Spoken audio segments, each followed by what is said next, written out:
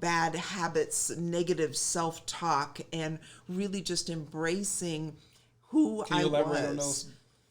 Yeah. So when you grow up in a household for which that you feel invisible, vacillating that between feeling like you should apologize for who you are, as we talked about hair before. So there's lots of conversations whenever it came time to doing my hair. My cousins all had long straight hair, and Dorothy Hamill, I remember, was a very popular figure because she was an ice skater, and she had just, we'll call it, won the Olympics.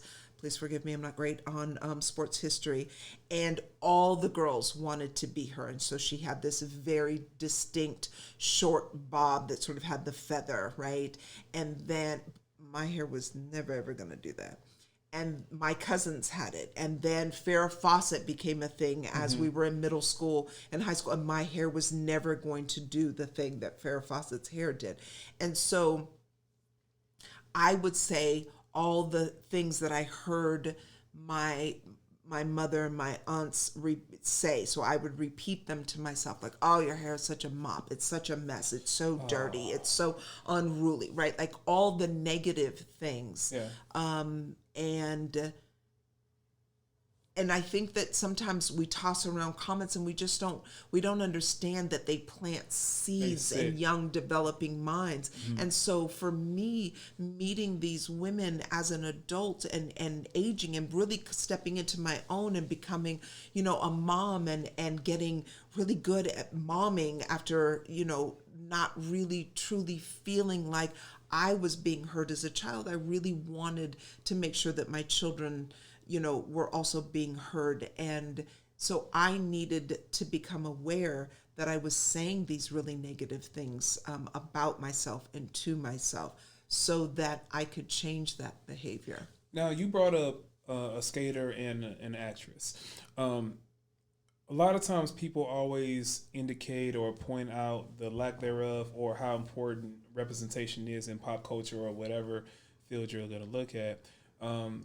But now with you being mixed and fair skinned, there seems to be a backlash and an outcry because everything that's given a prominent stamp is given to basically to someone that looks like you. So when Apollonia 6 and then like all the fair skinned ladies become prominent in all the videos or movie roles and TV slots, I'm pretty sure you were happy to see someone look like you that you can identify with, but also it had to research those negative feelings of I guess USC start to resurface once again for you. Can you speak on that? So for me, so my friends will tell you that I believe that I'm president of the Dark Skin Club. I am always surprised that I am as fair as I am. I honestly, I had this image in my head is a much darker version than myself and than I actually am. And so I'm always surprised. So I am recently, 6 years ago, divorced. So for the last 6 years, I've been a divorced person and in and out of dating. I am always surprised when a white man approaches me and or inquires about me because I'm always like, who is he? Why? Like, why? And my girlfriends will tell you that they laugh. They're like, why wouldn't he? Like, you're not that dark. You know that, right? So when you ask whether or if that I feel comforted because I see that other women that look like me, I see all Black women as looking like me. Does that make sense? Yeah. Like I think that we come in an array of beautiful shades. Yeah. And the thing that gets me excited is being to be included in that. I think probably since the shock wore off that when my heritage was revealed to me, there is this sense of pride and this sense of, oh, that makes sense. And I'm far more of this tribe than I am that. Okay. I have always felt far more black than white.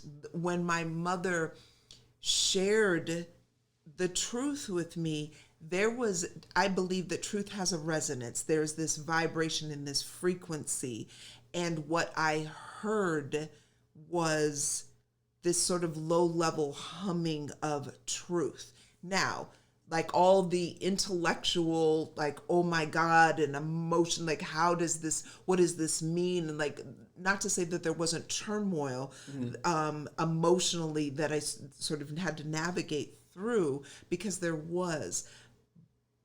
But I can tell you, since that moment, I have always felt more comfortable around Black people than I do white people. There is still this level of distrust in me, and that is probably sort of an accumulation of my experiences growing up. The interesting thing to me is when I see news being portrayed, or people will talk and their sort of threat is this, big bad Black man that's always sort of the villain. Yeah. I'm walking down a street and I'm alone and it's, late hour. I'm not worried about the Black man. I'm worried about if a white man is coming. And so from my experience, there's just not this idea that I see myself is other than being Black. Right. That is something that I have fully embraced, and there's this just sense of peace for me.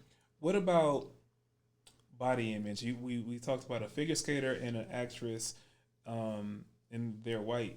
So how would you say you felt about your body development in comparing to your classmates, your sister, and then I guess the other people that you were around in SC, and even before then? How can you speak to that? When I remember being, we're going to call it 7th grade, my cousins and I, there were 4 of us all together, that we shared everything. And I remember the day that I could no longer wear their clothes.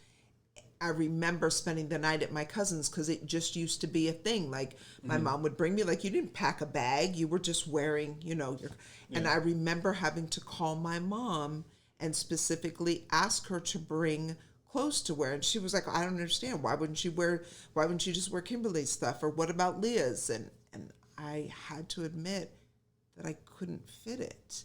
Oh.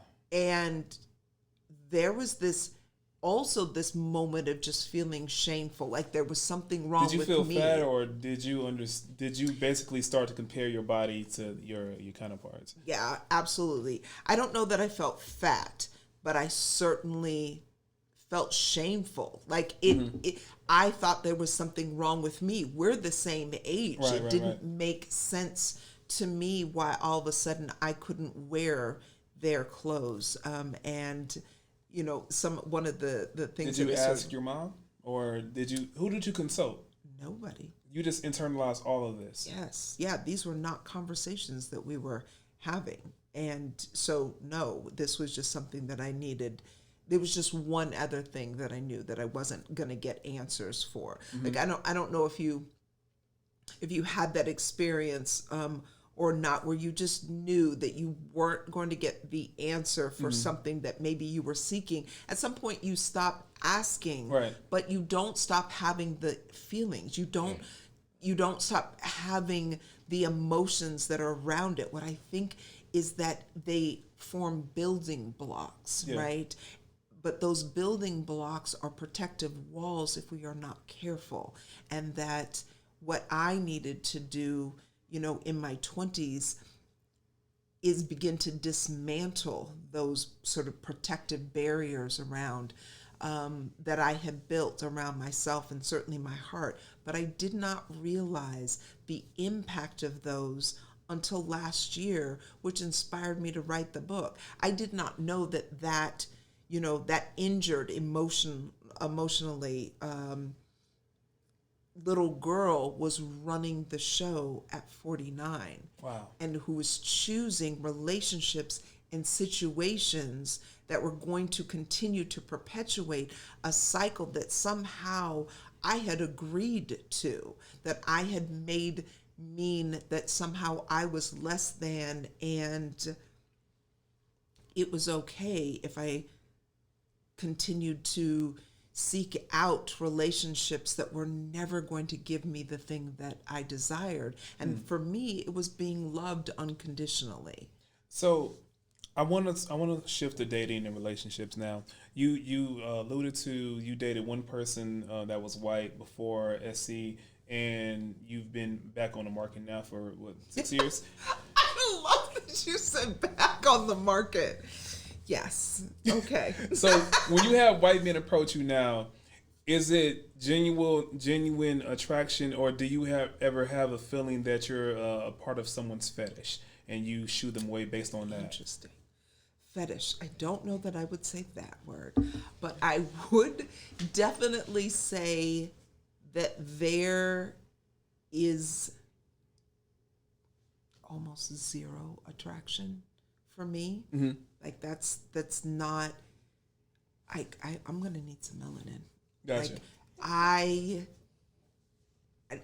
there's this part of me that not only is there camaraderie and there's a shared experience and a common knowingness, but mostly for me, it's this idea of what I find, what my standards of beauty are, and the thing that I physically find attractive.